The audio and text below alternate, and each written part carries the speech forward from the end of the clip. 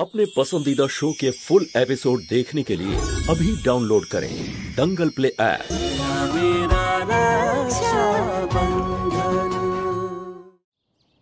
रोशनी তোর দাদা কি নিজেকে বিরাট বড় কালেক্টর মনে করছে?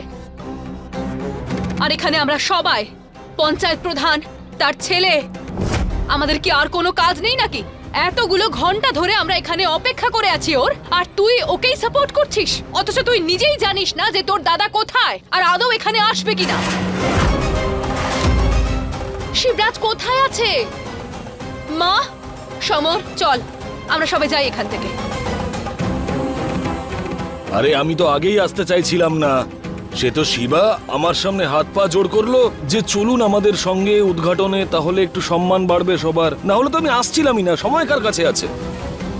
চাঁদনি মা, কাকা বাবু, আপনারা তো বাড়ির লোক তাই না? যদি আপনারাই চলে যান তাহলে গ্রামের লোকরা কিভাবে থাকে? বাস বাস আরেকটু অপেক্ষা করে যান না।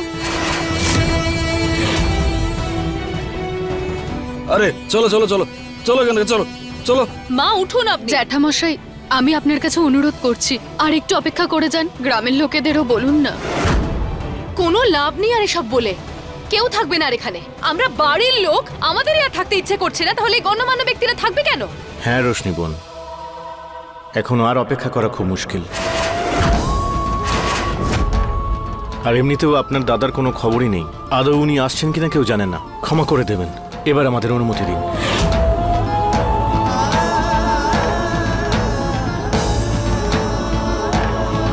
রোশনি, তুমি এইভাবে কেঁদো না, এতে তোমার কোনো ভুল নেই।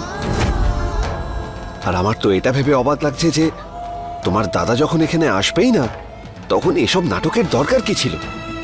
লোকজন কত উল্টোপাল্টা কথা শোনাচ্ছে।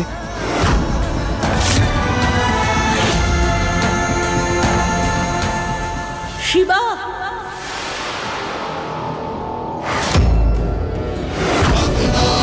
परमेश्वराय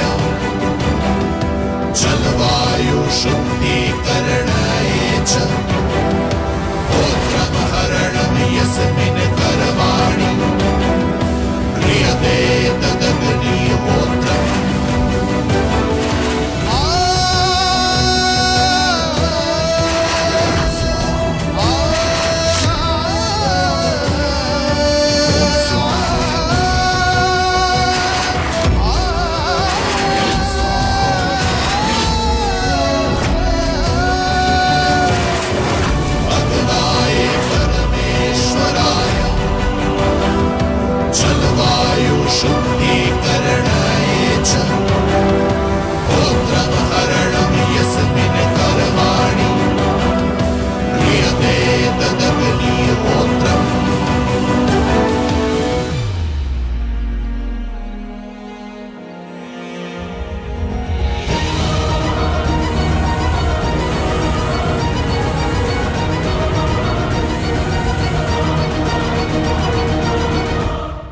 আপনাদের সবাইকে আমার জন্য অপেক্ষা করতে হলো, তার জন্য ক্ষমা চাইছি আমি।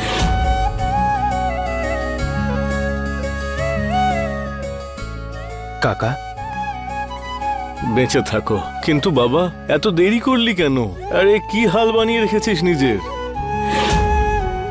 বড় কাকা, আসলে কি বলুন তো, কোনো ভালো কাজ করতে গেলে না, তখন অশুভ শক্তি তার ক্ষমতা দেখানোর জন্য পুরো বল প্রয়োগ করে, যাতে ওই ভালো কাজ থেমে যায়। আজ আমার সাথেও একটা অশুভ শক্তি তার পুরো বল প্রয়োগ করেছিল, যাতে আমি আমার বাবার নাম খোদাই করা পাথর এখানে না নিয়ে আসতে পারি।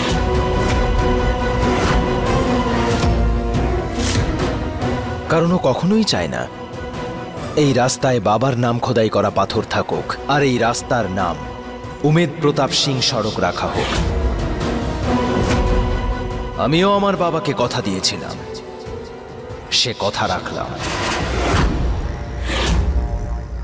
সাবাস বাবা, সাবাস, আমি খুব খুশি হলাম। আসুন বড় কাকা, বাবার নামাঙ্কিত এই রাস্তা উদ্বোধন করুন।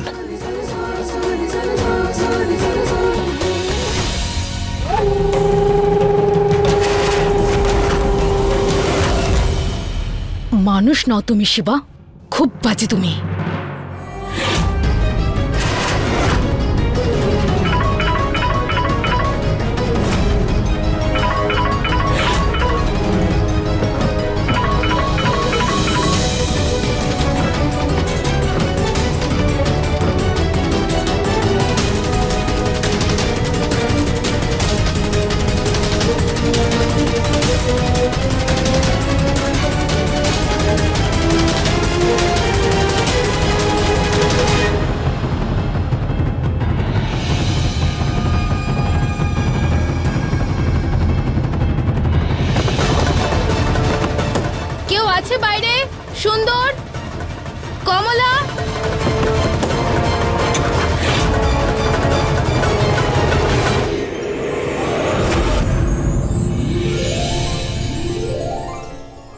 প্রধান উমেদ সিং এর জয়! প্রধান উমেদ সিং এর জয়! প্রধান উমেদ সিং এর জয়! শিবরাজের জয়! শিবরাজের জয়!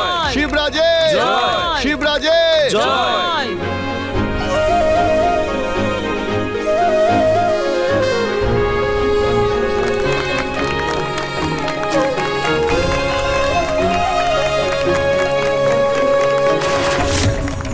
তোমাদের দুজনের পরিশ্রমের ফলে আজ তোমাদের বাবার স্বপ্ন 15 বছর পরে পূর্ণ হলো। আমি গর্বিত তোমাদের নিয়ে। হ্যাঁ শিবা,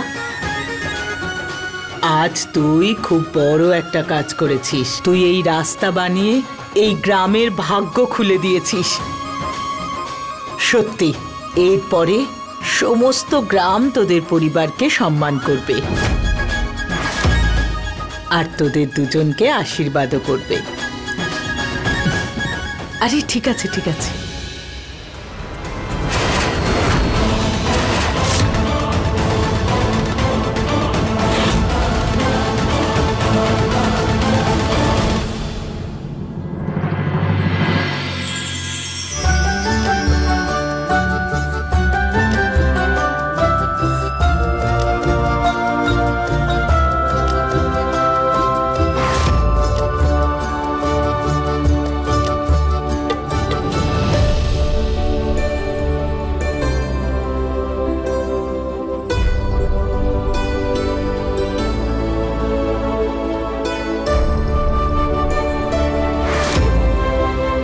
রশনি, যা সবাইকে তাড়াতাড়ি খাইয়ে দে। আমি কিছু বিশেষ লোককে মিষ্টি খাইয়ে আসি। যা।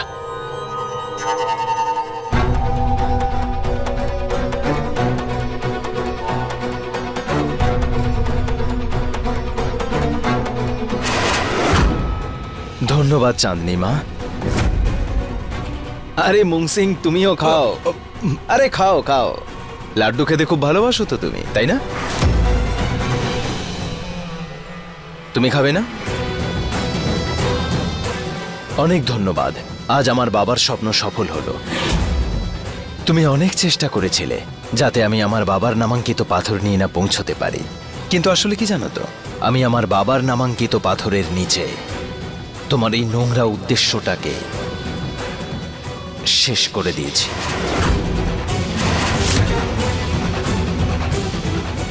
বসো, খাবার পাঠিয়ে দিচ্ছি, খেয়ে যেও। শিবরাজ বাবা। হ্যাঁ কাকা। আমার সঙ্গে আয়। তোর বাবা এই স্বপ্নটা 15 বছর আগে দেখেছিলেন, আজ তুই পূর্ণ করলি। ওনার জন্য দুটো কথা বলবি না?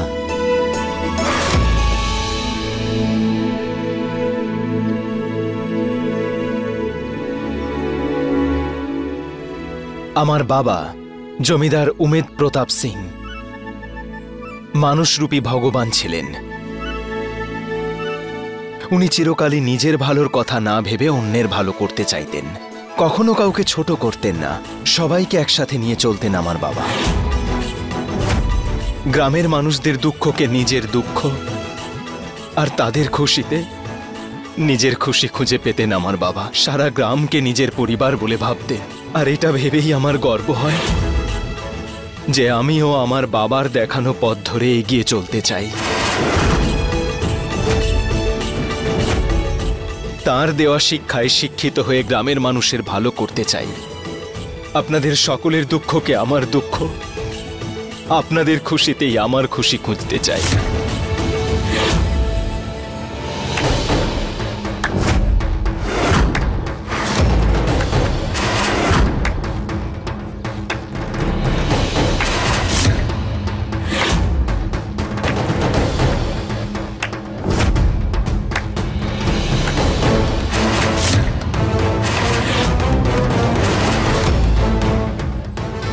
খুব ভালো।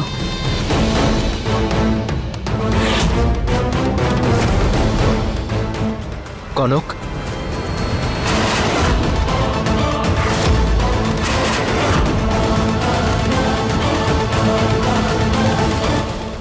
এই মানুষটা আপনাদের দুঃখ দূর করবে?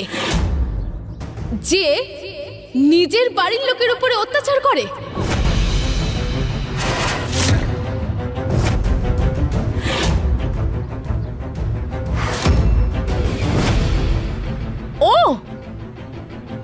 ও আপনাদের সেবা করবে, যে নিজের স্ত্রীর সাথে খারাপ ব্যবহার করে, তার সাথে মারপিট করে।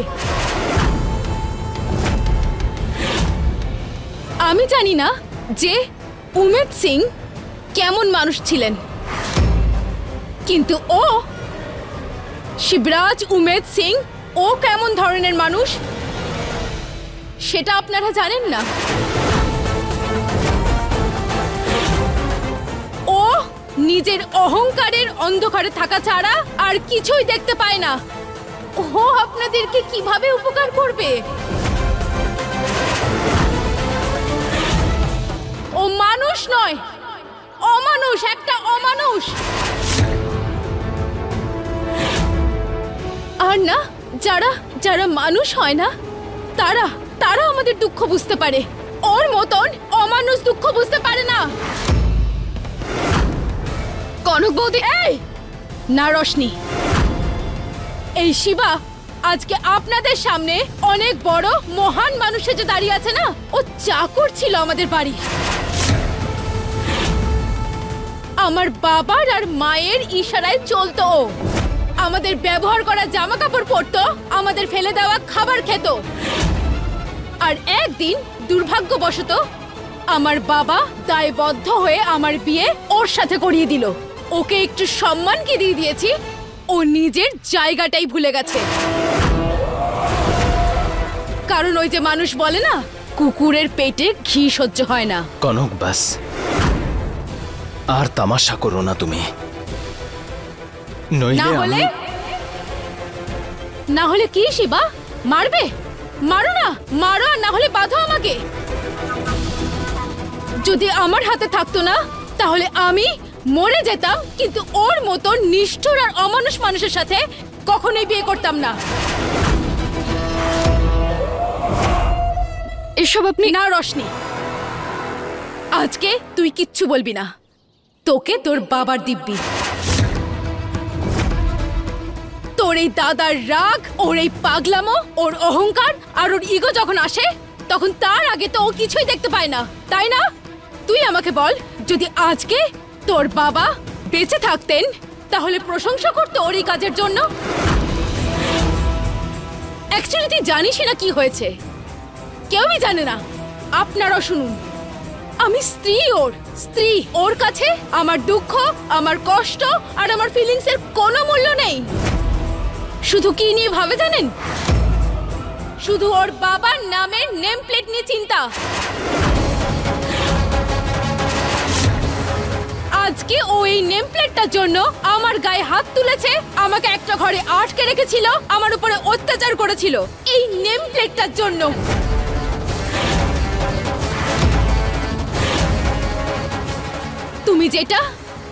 তুমি যেটা আমার সাথে করেছো না শিবরাজ, এটার জন্য।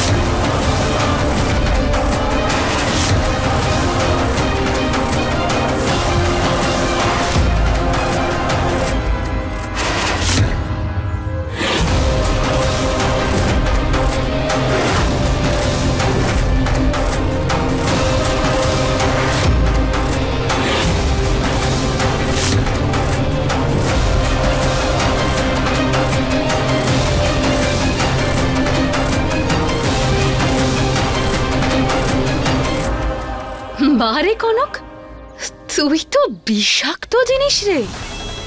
মানে আমাদের প্রহার থেকে তো শিবা বেঁচে গেল, কিন্তু আজ ওর আপনজনই সবার সামনে ওর মুখে কালি লেপে দিল।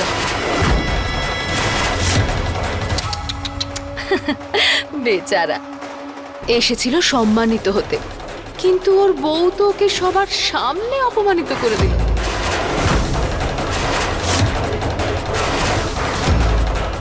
শিবা, ছাড়ো!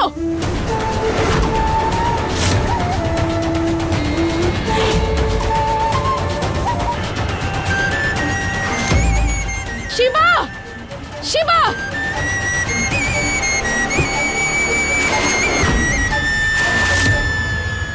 আজ পর্যন্ত তোমার মতো একজন জেদি আর একগুঁয়ে মেয়েকে ভালোবেসে সম্পর্কটা বোঝানোর চেষ্টা করেছিলাম, কারণ আমি এটা আশা করেছিলাম যে তুমি আজ নয়তো কাল আমার ভাবনাগুলোকে, এই সম্পর্ককে আর তোমার দায়িত্বটাকে বুঝবে।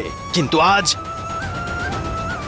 ওই নোংরা কাজটা করে তুমি আমার ভেতরের সেই আগুনটাকে জ্বালিয়ে দিয়েছো, যে আগুনে তুমি একদিন পুড়ে যাবে।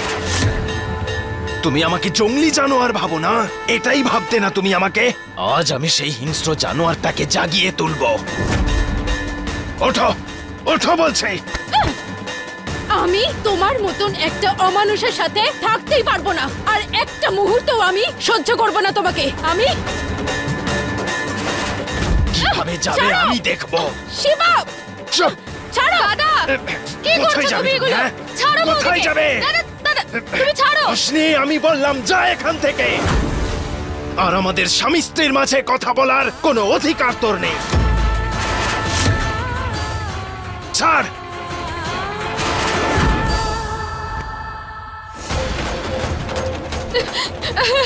দাদা, দাদা না! দাদা, দরজাটা খোলো। এই রাগ তোমার সম্পর্কের জন্য খুব খারাপ হবে কিন্তু। এমনিতেও তুমি আমার ভালোবাসার যোগ্য নও। সেই দিনই তোমাকে যেতে দেওয়া উচিত ছিল, যেদিন তোমার মা পুলিশ নিয়ে বাড়িতে এসেছিল। কিন্তু আমি ভেবেছিলাম তুমি হয়তো একজন ভালো স্ত্রী হয়ে উঠবে, কিন্তু তোমার কাছ থেকে আশা করাও মিথ্যে। কাল থেকে তুমি আমার অন্য রূপ দেখবে, যা এর আগে তুমি না দেখেছো আর না কখনো ভেবেছো।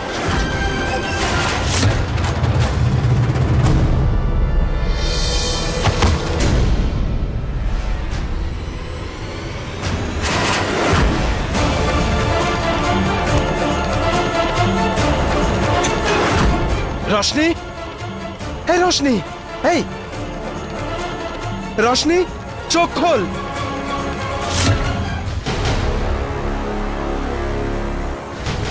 রোশনি, জল নিয়ে এসো কনক। এই চোখ খোল রোশনি।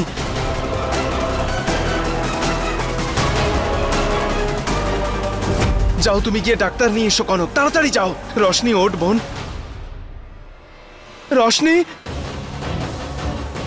হে ভগবান, কি হলো আবার রোশনির? ও অজ্ঞান হয়ে গেছে নাকি? মনে হচ্ছে গোটা গ্রামের সামনে তোকে যেভাবে অপমানিত হতে হয়েছে, ও ভীষণ আঘাত পেয়েছে। অসম্মানটাও তো একটু বেশি হয়েছিল। এই তোরা মুখ বন্ধ রাখ। রোশনি, চোখ খোল। ডক্টর, আসুন আসুন ডক্টর, দেখুন।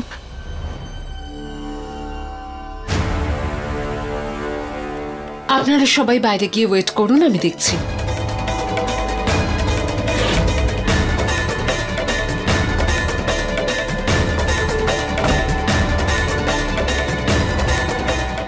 আমার এই বোন ছাড়া আমার আর কেউ নেই ভগবান, ওর যেন কিছু না হয়। কি হয়েছে? রোশনি কেমন আছে? সব চাকরটা বললো যে... কোথায় ছিলি তুই এতক্ষণ? আমার সাথে শত্রুতা করতে করতে এটা ভুলে যাস না যে রোশনি তোর স্ত্রী, আর ওর সমস্ত দায় দায়িত্ব শুধুমাত্র তোর। আর তুই যদি এই দায়িত্ব না পালন করিস না, তাহলে খুব পস্তাবি।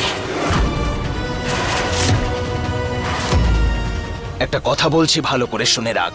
তোর চেয়ে বড় আমি। একটা কথা বলছি, যে নিজের লোকের মন জয় করতে পারে না, সে পৃথিবীর কোনো যুদ্ধে জয়লাভ করতে পারে না। বুঝেছিস? ভালো হবে যদি তুমি এই দায়টা আমার উপর না দিয়ে রশনির এই অবস্থার জন্য নিজের বউকে দায়ী করো।